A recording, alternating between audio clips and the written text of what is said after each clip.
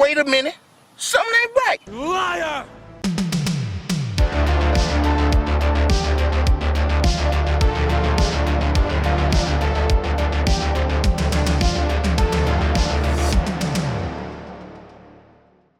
Hello there, ladies and gentlemen. Welcome back to the channel. In case you've been living under a rock, or maybe you're like me, working 12 hours a day, being left with no energy and zero time for things like having a social life or working on YouTube videos or doing anything that brings me joy, you may not have heard that there is new Lord of the Rings content coming out.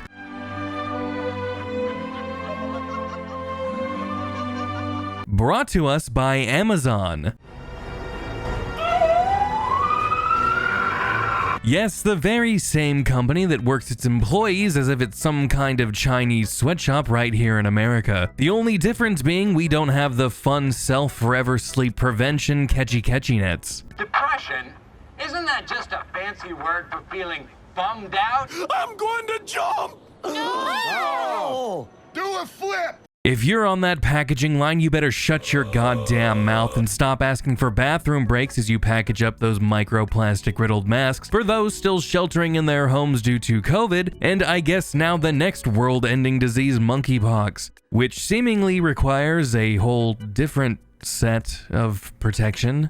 Before we really dive into things, if you enjoy me and the content that I create, be sure to hit the like button and share this video around. And if you're new to this channel, welcome. Stick around until the end and subscribe if you think I earned it. Allow me to allow Amazon to present to you Rings of Power.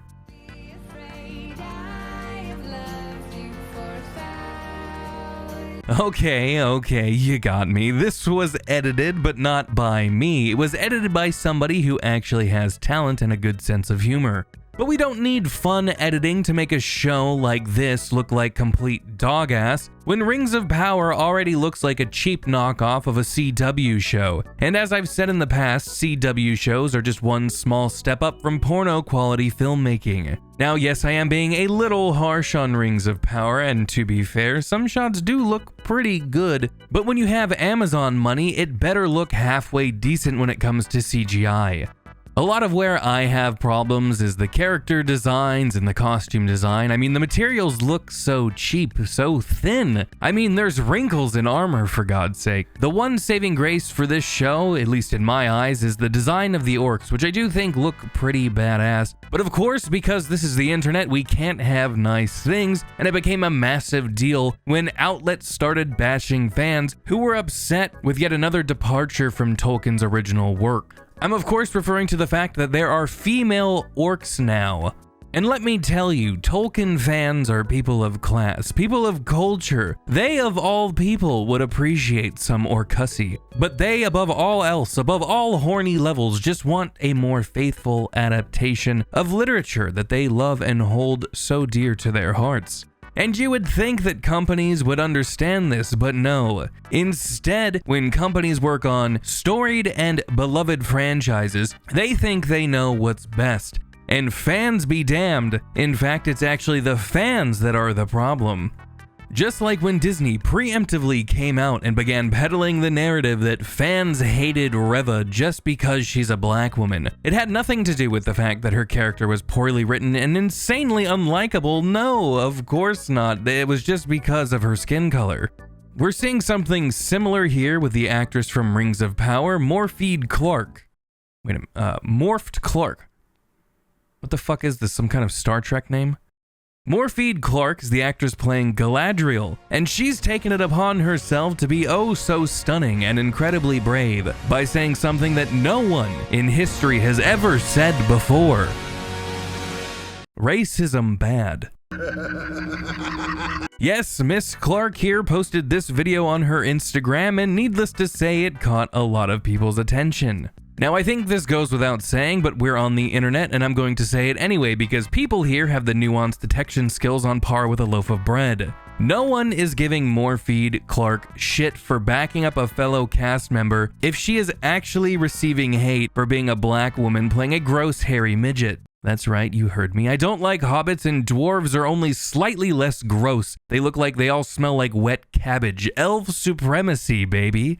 Where was I? Oh, right. No one is giving her crap for backing up a castmate for receiving hate just based on their skin color. People will give you shit, however, when you virtue signal. And that's really what we're seeing here. You have this actress who's trying to make fans look bad just because the fans don't feel that these character designs are all that in line with Tolkien's world that he created. But Morpheed Clark, if I'm saying her name wrong through this whole video, you're just gonna have to deal with it now. I have no fucking idea how to actually pronounce this woman's name, so if it's driving you nuts, I apologize. But I refuse to call her Galadriel. This woman is not Galadriel. She's like a Ditto from Pokemon, or the Thing from...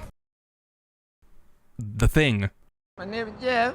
Miss Clark here thinks she's somebody like Rosa Parks. She thinks she's doing something brave, when in reality, all she's doing is trying to rack up as many cheap social points for herself because, spoiler alert, a vast majority, an overwhelming majority of people in this world believe that racism is bad. It's not brave, it's not bold to say or do something that most people already know to be true and would agree with you on. It just makes you look so fucking full of yourself and desperate for attention. Of course, others on the production team of Rings of Power were not about to be one-upped by Morpheed Clark. Rings of Power producer Lindsay Weber wanted to join the fray in hopes that she too can still work in Hollywood after this show inevitably flops harder than the first season of Resident Evil on Netflix. Bounding Into Comics reported that she told Time magazine, "We're all up for criticism, we're not up for racism," which is just the biggest load of horseshit because it's exactly the kind of framing we can expect from these privileged Hollywood elites.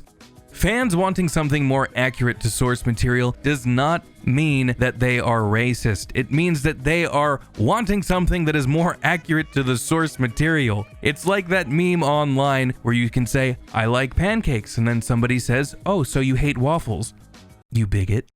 And Lindsay Weber, the same person who said that they needed to adapt Tolkien's work to modern audiences, it's just basically saying there's too many honkies up in this bitch. You see, there are those who understand that Tolkien's work is based on European folklore, which means it's going to be primarily, if not completely, dominated by white characters. Then there are those who view everything through the broken and distorted lens of critical race theory and modern gender ideology, where the end-all be-all is what color somebody's skin is and what they like to stick something into or have something stuck in.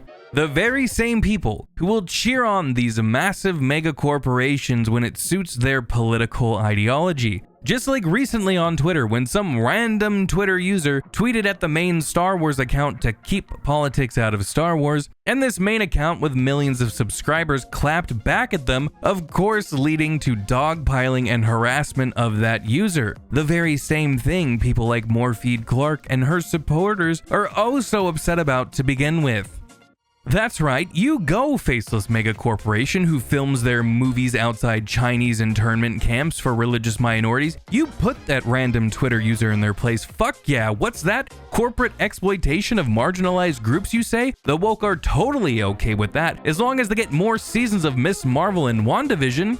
Jeff Bezos is a totally evil man. He doesn't pay taxes, but it's okay, we want to give him more money because look, black elves and black dwarves.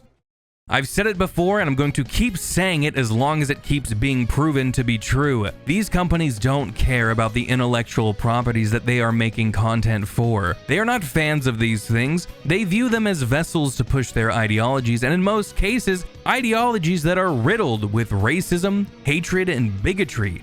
An ideology that is followed so blindly, so viciously by zealots who can't even see how they themselves are being exploited.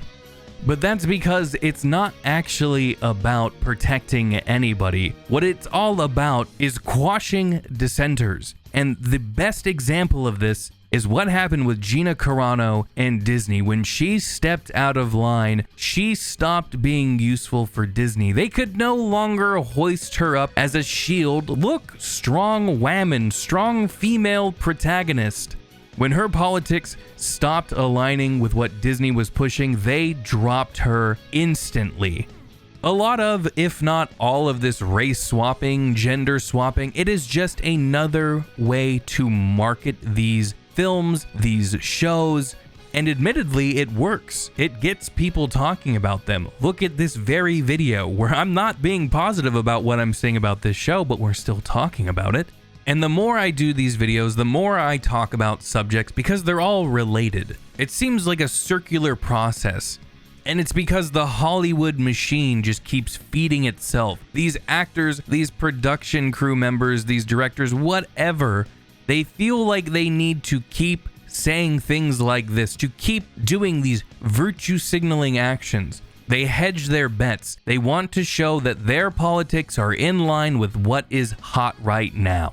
They are the useful idiots, and they are so fucking short-sighted, they can't even see what's coming their way. Because when the pendulum starts to swing back, it's not going to be pretty for them. And it may not happen soon. It may not happen for years and years, but it always sways. But in the meantime, while we're waiting for that to happen, the people that are going to suffer are the fans of these once great franchises. You and I, we're the ones who are going to keep being called racist, bigoted, sexist, whatever. All of the insults are going to keep being hurled our way if you want something that is going to be accurate to a franchise, especially one as old as Lord of the Rings.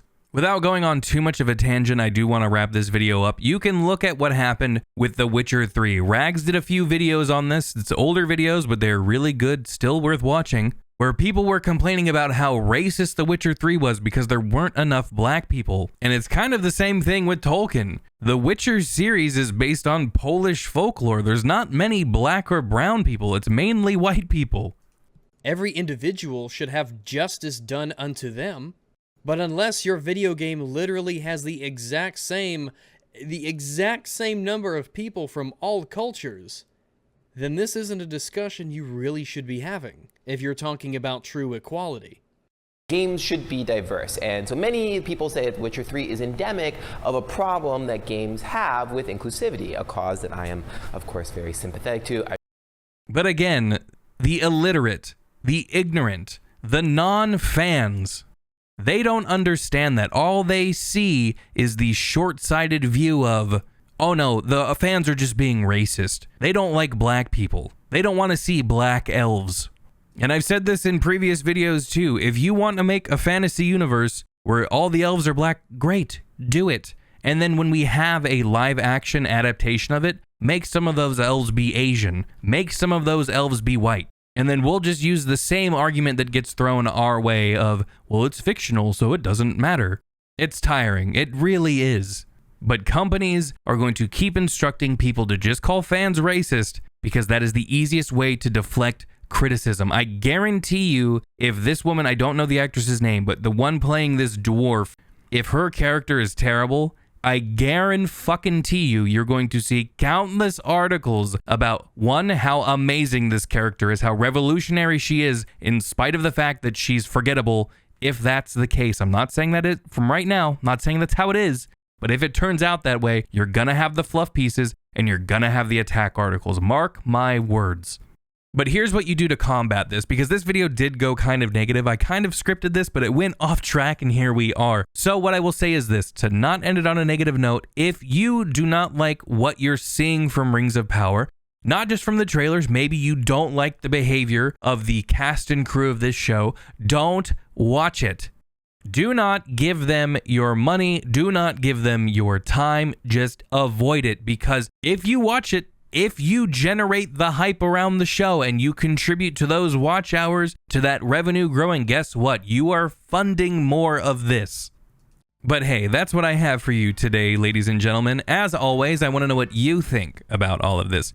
Will you be watching Rings of Power? Are you excited for Rings of Power? Let me know down in the comment section below. I want to thank each and every one of you for making it all the way until the end of this video. Again, if you enjoyed this video, don't forget to drop a like. And if you really want to help support this channel, hit the subscribe button. I am honestly shocked with the growth of this channel, and I haven't really been able to post all that much this year at all. It's very frustrating, but I really appreciate all of your support. It really does mean a lot to me. And you know whose support means a hell of a lot to me? All of my beautiful, amazing, badass channel members. If you want to become a channel member, join the elite ranks. Just hit the join button down below where this video is playing. Thank you all so much for watching, and until next time, stay metal, and I will see you in the next video.